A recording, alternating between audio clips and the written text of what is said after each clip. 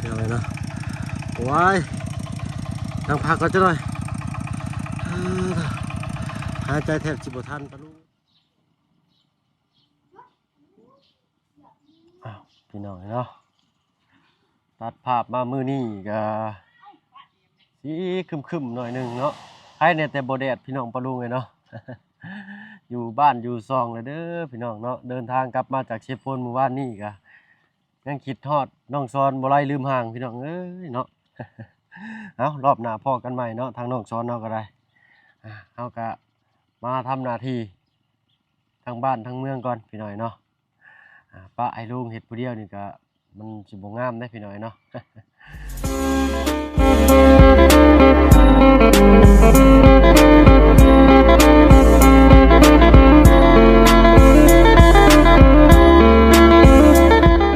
ครับทักทายสบายดี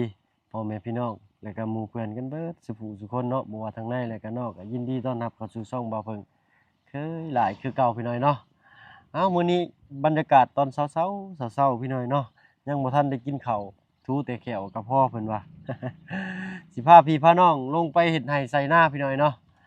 บรรยากาศสิเป็นแนวใดนั้นฝากกดติดตามให้นำแน่พี่น้อยเนาะแล้วก็ฝากติดตามเป็นกำลังแห่งเชียร์แห่งใจให้ทางเคยหลานเด้อพี่น้อยเนาะเป็นปีแรกก็ว่าได้เนาะที่บ่าวเพิ่งได้เฮ็ดนาเต็มระบบหรือว่าไถไร่ไถนานี่นะเนาะเมื่อก่อนทางบ่าวเพิ่งเคยหลาก็มีแต่ไปซอยเวียกซอยงานทั้งป้าทั้งลุงเพิ่นเนาะทั้งป้าทั้งลุงทั้งญาติพี่น้องอะไรพี่น้อยเนาะแต่ว่าปีนี้เนาะมีครอบมีครัวแล้วก็สิเฮ็ดไร่ไถนาซอยป้าซอยลุงทั้งเมียอีกพี่น้อยเนาะก็ถือว่าเฮ็ดเป็นนำกันนั่นแหละเนาะพุ่นแหละลุงไปไถอยู่พุ่นพี่น้อยเนาะขอโทษขออภัยพี่น้อยเนาะเอ้าเนาะก่อนอื่นก็สิไปเฮ็ดไร่ไถนาก็หาปั้นข้าวก่อนจักปั้นพี่น้อยเนาะ ทางแม่น้องอินเตอร์เฮ็ดหยังเด้กินนี่เนาะเพิ่นกันอยู่ทางเฮือนปัตเตอร์พี่น้อยเนาะ เฮือนงามเพิ่นเนาะทางลูกสาวก็นอนเนาะทางแม่เฮ็ดหยังให้กินโดยเนาะเนาะบ่อันนี้แหละเนาะปั้นนึกปั้นทั้งปั้นก็ไปแล้วพี่น้อยเนาะ เฮ็ดคำใหญ่ๆคือน้องช้อนเบิ่งที่ว่ามีเหือมีแห้งบ่จักพี่น้อยเนาะเบิ่งอาหารเช้าของบ่าวเพิ่นมีหยังหลายดอกพี่น้อยเนาะกินได้หลายกินซำนี้ก็อิ่มแล้วแหละปลาลุงเห็นอยู่บ่เนาะเบิ่งกันพี่น้องตั้งกล้องให้ปลาลุงก่อนใช่เลยเฮ้ยซอสน้ำปลาน่ะเมื่อกี้บ่มีบ่นอกบ่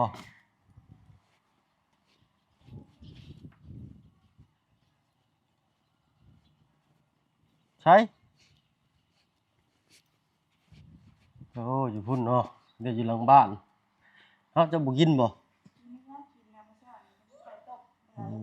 เนาะมีแต่ไข่แหล้วพี่น้อยเนาะ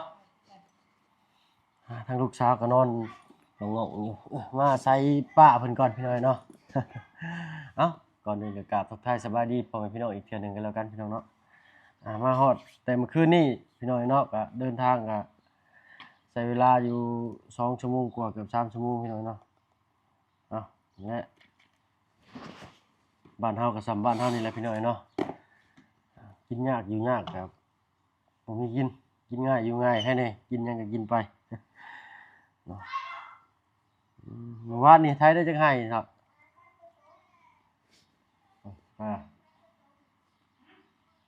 อืมเมื่อวานไทยได้จักไห้อืมอืมเลยมาเลยพี่น้องพ่อลุงกินข้าวต้องใส่กระสังกระโตกเนาะใส่ระบวงใช่ไหม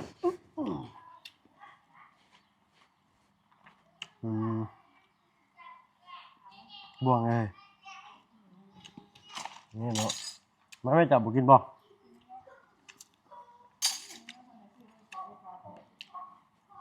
ลุงจ้อยเพิ่นเอาทิ่มให้ได้หน่อยหนึ่งอยู่ทางเงินก็บอกลงมาสั่นบ่ได้หยังมาฝากเพิ่นพี่น้องเนาะได้แต่กล้วยของน้องซ้อนแล้วก็ได้หน่อไม้เนาะนั่นแหละมากะบ่ได้ตอนบ่ายเพิ่นสิพากันแกล้งบ่เนาะไม่หน่อไม้มาน้องไม้กับน้องชายบ่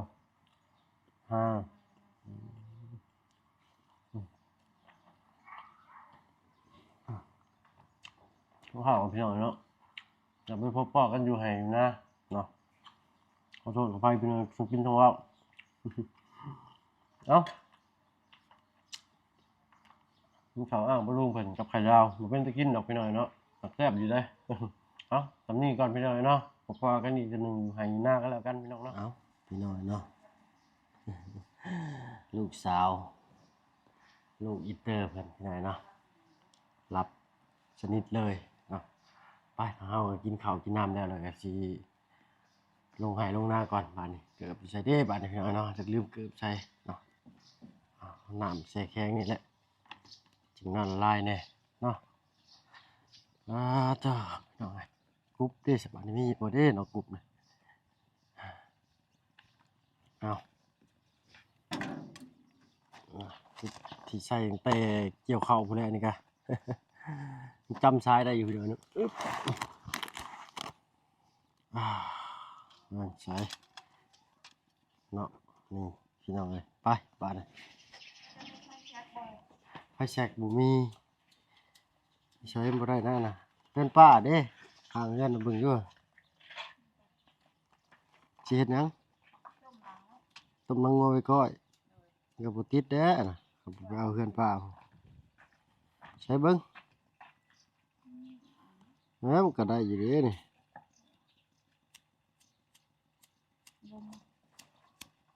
ใช่แล้วพี่น้องมันโดดชิมืออีกแล้วบัดนี้เอาเลื่อยยำได้มันโดดชิมือพี่น้อยเนาะบุเป็นช้ำแล้วกันบาดนี่โอ้ยเนาะเบิ่งสิเฮ็ดให้เบิ่งนั่นโอ้ยแล้วกันอยู่ไฟนี่ก่อนสิลงไปเลยอันคือบ่เคลียร์ออกของพื้นเตาน่ะจังนั้น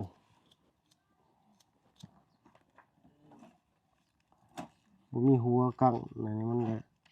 รุดเลยเนาะมือทอดตอนเย็นนี่ก็จะขึ้นมาเขียวให้บ่มีให้เอาแต่นังมาก็กินนี่เนาะต้มเปื่อย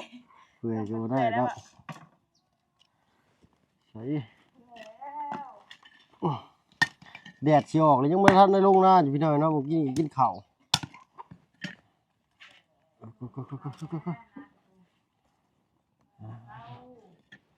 เศร้ามันจะเศร้าเลยแล้วได้พี่น้องเนาะเอ้ยแล้วเอ้าตกดินเดี๋ยวดินยังพี่น้องไง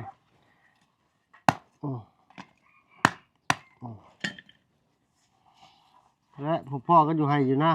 ปลาลุงเลยเนาะเก็บภาพบรรยากาศให้พี่ให้น้องมาได้เบิ่งได้ชมว่าที่ชาวชานานี้เป็นจังไดโอ้แล้วคิดฮอดน้องซ้อนพี่หน่อยเนาะเราได้อันมาไทยหน้าซอยนี่โอ้ยคือสิได้เอาไว้ซ้ำพี่หน่อยเนาะจันบ่มีคนเบิ่งทั้งตู้พอเพิ่นได้เนาะไปปลาลุงสิพาปลาลุงลงไปเบิ่งให้เบิ่งหน้าก่อนลงไปถามเอาทางลุงอยู่ลุมพุ่นแหละพี่หน่อยเนาะ7 โมง 8 โมงก็ได้นี่พี่หน่อยเนาะถ้าก็เพิ่งหาเรากินข้าวอยู่ข้าวเลยกลับมาได้ทอดไข่ดาวคือเก่าพี่หน่อยเนาะนี่แหละบ้านเฮากับซ้ำบ้านเฮานี่แหละพี่หน่อยเนาะมีหยังก็กินนั่นกินไปเนาะกินเพื่ออยู่บรรยากาศอันนี้กระทั่งมื้อนั้นก็ไทยให้นี่พี่หน่อยเนาะก่อนสิขึ้นไปเสพโปนแต่ก็ลุงไทยให้นี่เพิ่นตกกล้าหรือว่าหวานกล้าได้3ให้พี่หน่อยเนาะหน้าให้นี่ก็ใหญ่กว่าหมู่นี่ถ้าเบิ่งรถไถก่อนพี่น้อยเนาะทางอันหน้าข้างบ้านมันก็สูบน้ำใส่พี่น้อยเนาะต่อเห็นนี่บอกพี่น้องเนาะไปเขียวๆเนี่ยพี่น้อย เอาน้ำใส่ละบาทนี่เบิ่งก่อนโทรศัพท์เอามือได้ถือบาทเนาะปึ๊บ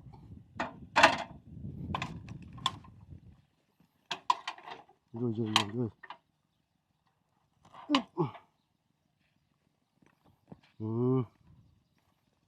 ่เด้พี่น้อยเนาะเบิ่งกัน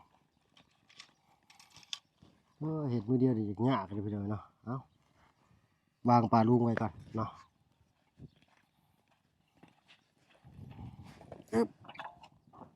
มันได้ละนะ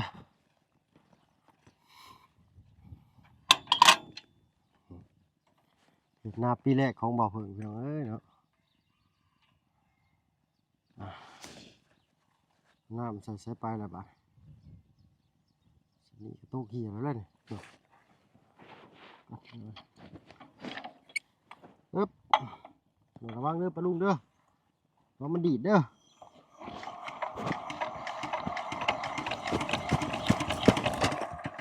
แล้วชาติ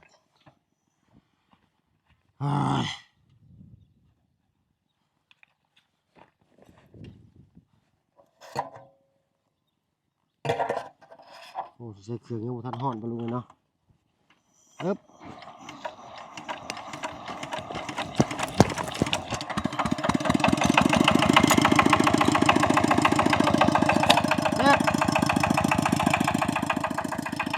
โอ้ตัว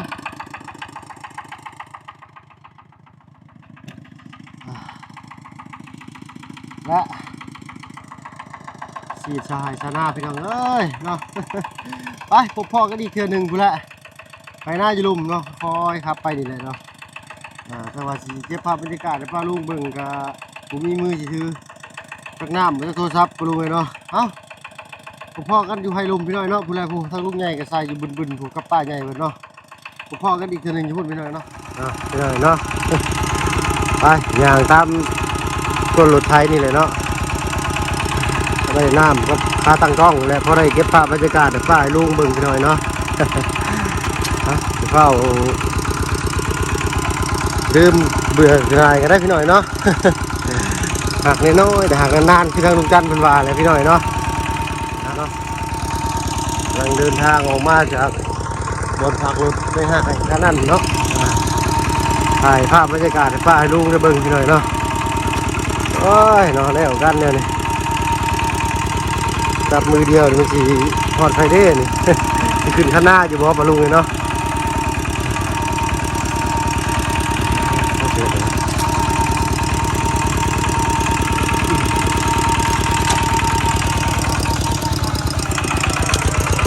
ครับปะลุงเบิ่งวิวจะหน่อยก่อนเนาะเห็นเบิ่งภาพมีการเอารถไถขึ้นข้างหน้ามาเพิ่งตั้งกล้องเป้าไว้ก่อนระวังเด้อปะลุงเด้อ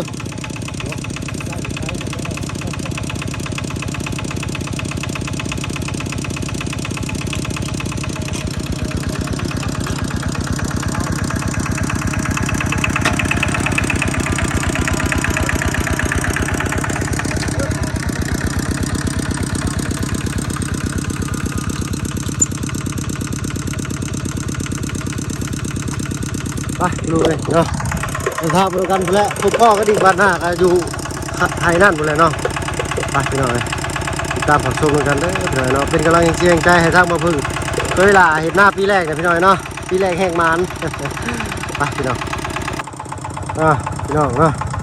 อันนี้ก็จะเป็นไทยที่ลุงป้าไว้เนาะเป็นบ้านหรือว่าไงเนาะย่างพี่น้อยเนาะโอ้เป็นเจียนคันกันอย่างนี้เนาะโอ้เป็นบ้านเลยได้นี่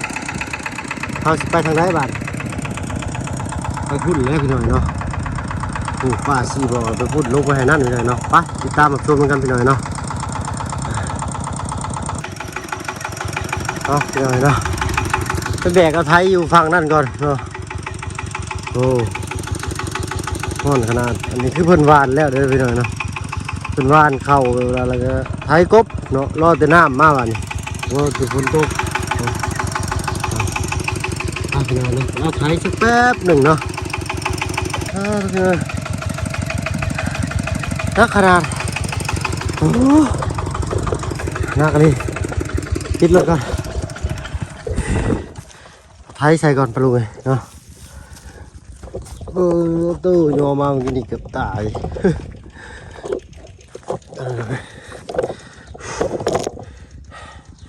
โอ้ยขอบแล้วเติมน้ำก่อนเมียบอกว่าเบิดน้ำนี่จังขึ้นมากคนนะนั่งกินให้เบิดก่อนพี่น้อยเนาะ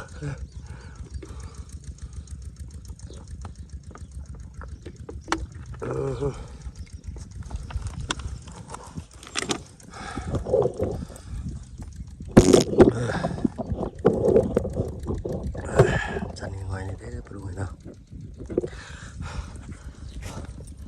โอ้ย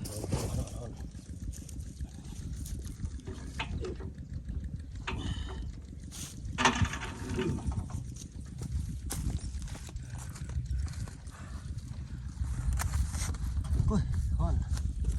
โอ้ย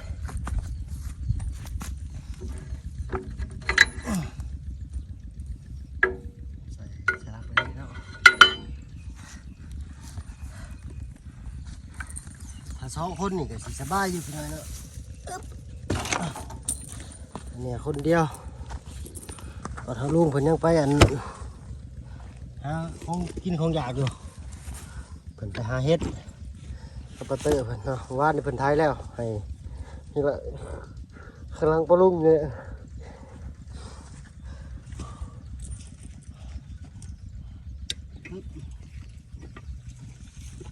อย่างนี้ตกสิขาได้พี่น้อย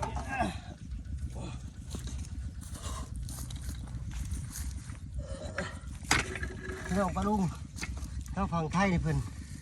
แต่ที่นี่แบบล่อนั่งไปเลยพี่น้องสบายใจทางบ้านเฮาเพิ่นบ่เห็นเป็นไส้พี่น้องเนาะสิบ่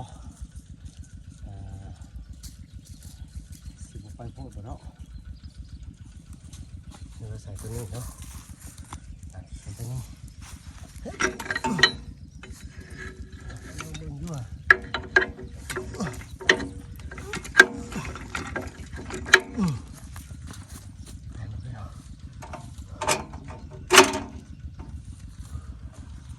โอ้ยฮ้อนจับไป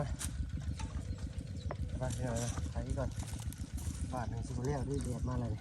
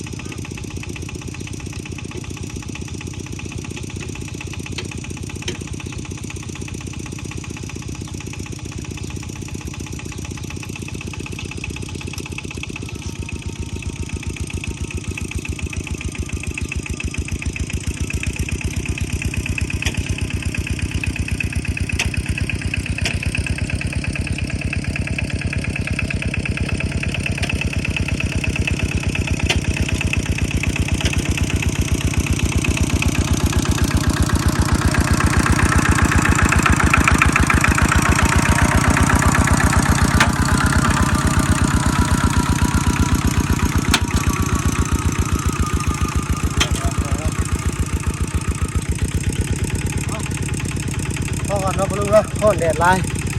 ขออนุญาตไถนาเต็มระบบก่อนพี่หน่อยเนาะสำหรับคลิปนี้ลาลุงแล้วพี่หน่อยเนาะพ่อกันคลิปหน้ากันแล้วกันหอบสิแล้วอยู่บ่ให้นี่ไงเนาะคลิปนี้ลาแล้วพี่หน่อยเนาะเอาเป็นว่าสบายดีเนาะ